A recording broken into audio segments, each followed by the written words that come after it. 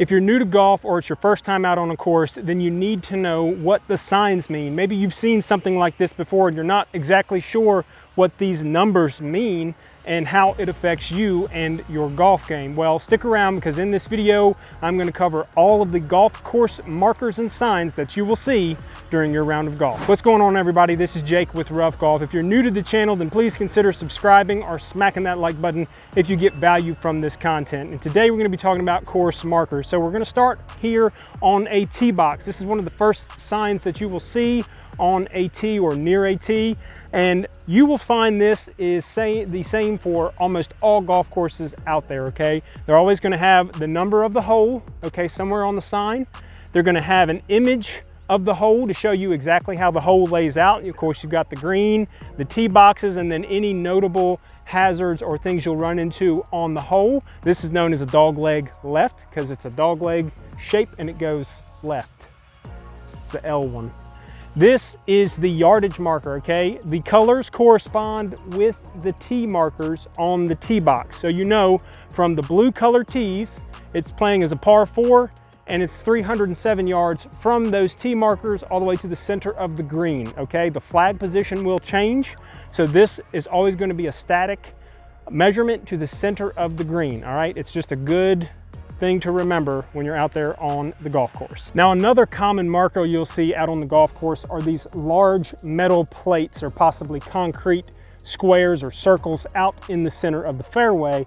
And while you may think they indicate some sort of water hole or maybe manhole cover or something like that, that is not the case. These are yardage markers, and they just give you a distance from this marker to the center of the green. That's with all markers out on the course. It's always measured to the center of the green. And this red marker here indicates 100 yards.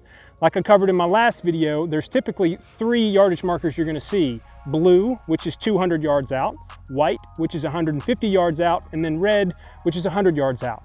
That can vary from course to course, but the majority of courses I've played have always used that blue, white, and red system. Now, the next thing you may see are these little stakes or possibly wooden blocks up at the front of the green. And these little wooden stakes are to tell you not to cross with a golf cart, okay? This is as close as you can get to the green with a golf cart. We want to keep the area up near the green nice. We don't want to have any cart ruts or tracks running through the green. You don't want to hit out of those. So these little blocks just tell you stay away, take your cart over to the cart path, and then walk up and make your shot. So you may notice if you've been out on the golf course, a lot of these white stakes, okay? Typically there are pieces of metal pipe that's been painted white or possibly some PVC, something like that. And you're wondering what they are. Well, these indicate an out of bounds area, okay? So if your ball were to cross this imaginary line, there's another stake down there that creates a line.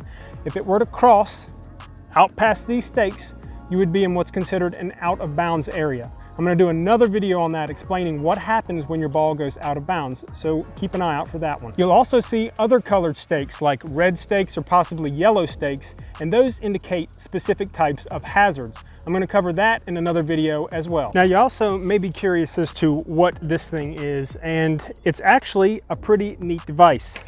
It's a ball washer. You pop your ball in, give it a little wash, you pop it out. Normally they'd have a towel or something hanging here. Some courses don't. And you're gonna go ahead, clean your ball. It's a good idea to do that between holes so you don't get any mud or anything on it. And then you can wipe it down, make sure it's nice and dry, and tee off. But these are golf ball washers and they're there for your benefit, so be sure to use them.